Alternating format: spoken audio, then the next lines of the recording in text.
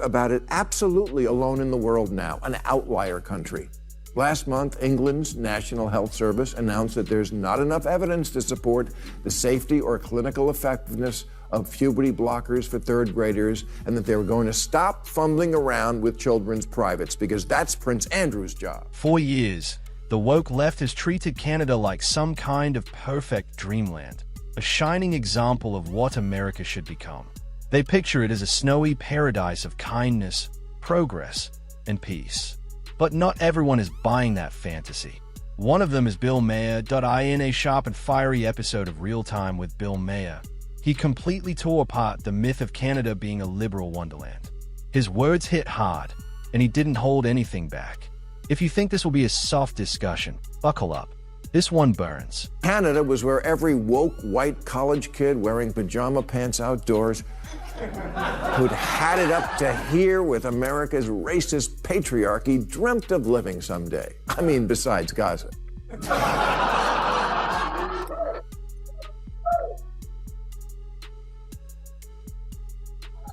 There's only one problem with thinking everything's better in Canada. It's not.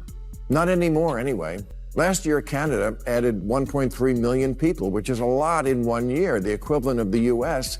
adding 11 million migrants in 1 year. And now they're experiencing a housing crisis even worse than ours.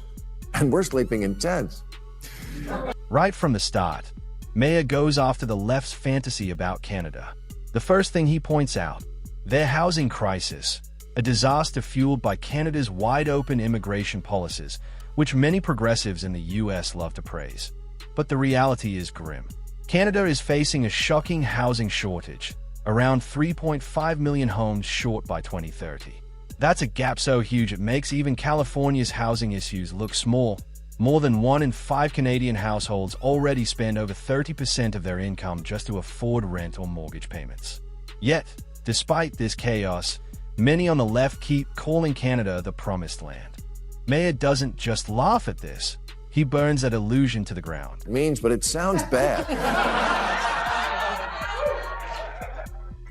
So does their vaunted healthcare system, which ranks dead last among high-income countries in access to primary healthcare and ability to see a doctor in a day or two. And it's not for lack of spending. Of the 30 countries with universal coverage, Canada spends over 13% of its economy on it, which is a lot of money for free health. Homes in Canada are painfully expensive. The prices alone can make anyone's head spin. The average home costs around $500,000 to $540,000.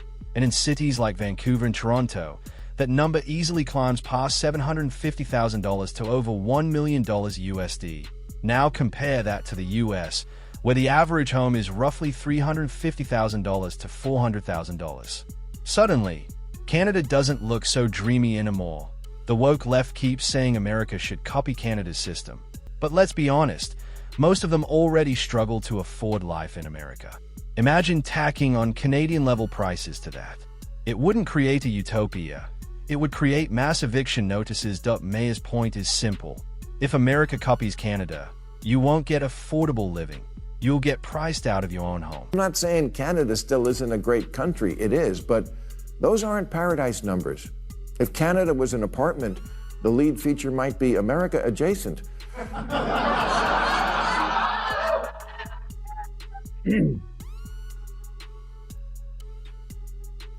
And if America was a rental car, Canada would be America or similar. And again, honestly, Canada, I'm not saying any of this because I enjoy it. I don't, because I've always enjoyed you. But I need to cite you as a cautionary tale to help my country. And the moral of that tale is, yes, you can move too far left. And when you do, you wind up pushing the people in the middle to the right. Canada's problems are far bigger than liberal supporters want to admit. The cracks in their so-called utopia are showing faster than ever. And here's the twist. Bill Maher isn't some raging conservative. He's a longtime liberal, someone the left used to proudly claim as one of their own. That's exactly why his criticism hits harder. If even someone like Maher is calling out the Canadian illusion, maybe the dream isn't just cracked, it's shattered. He's not just ranting. He's holding up a mirror for America and asking, do you really want this model? Because if you copy Canada, be ready for sky-high costs, broken promises, and regret. And is just getting started. Is what American voters think happens when there's no one putting a check on extreme wokeness. Like the saga of Canadian shop teacher Kayla Lemieux, whose pronouns are she, her, and those.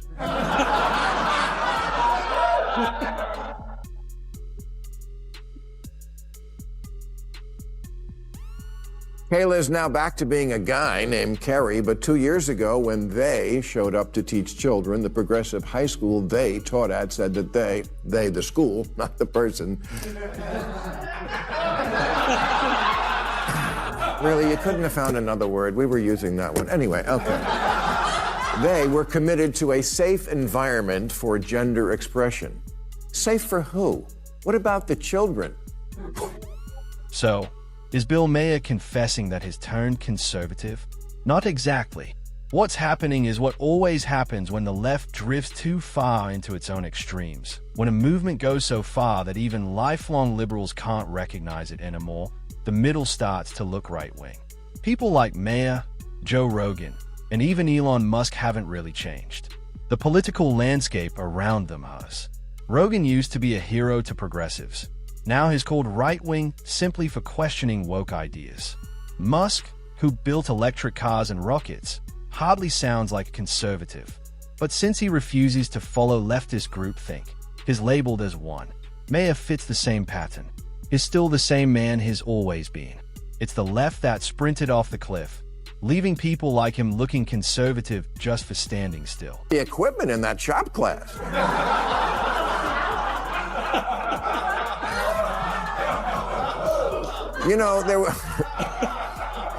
There was once a weirdo D-list movie producer in the 60s named Russ Meyer who made low-budget B movies like Faster Pussycat Kill Kill and Beyond the Valley of the Dolls, always featuring women who look like this.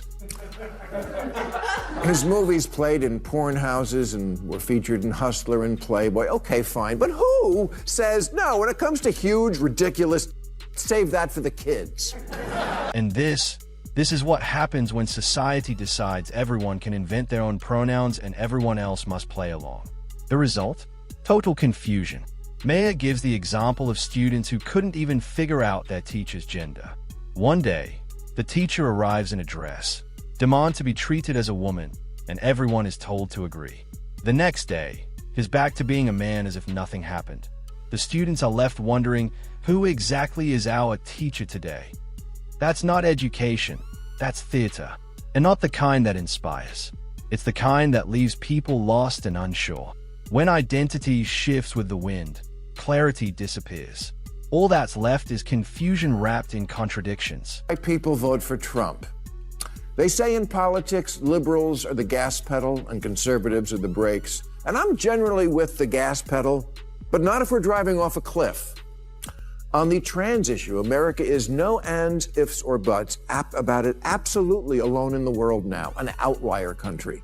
Last month, England's National Health Service announced that there's not enough evidence to support the safety or clinical effectiveness of puberty blockers for third graders, and that they were going to stop fumbling around with children's privates because that's Prince Andrew's job. All these examples of extreme wokeness aren't happening in some faraway lab.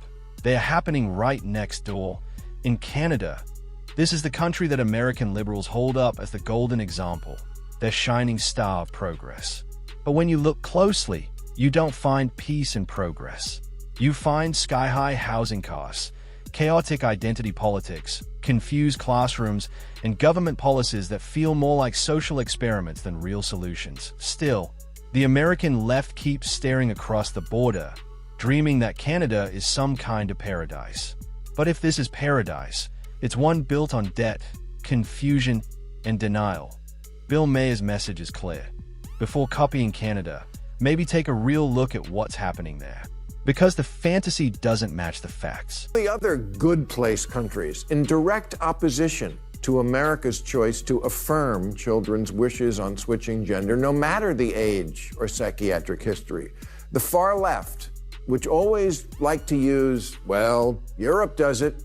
Yeah, no, that doesn't work on this one anymore. And Maher is right. Donald Trump didn't win by accident.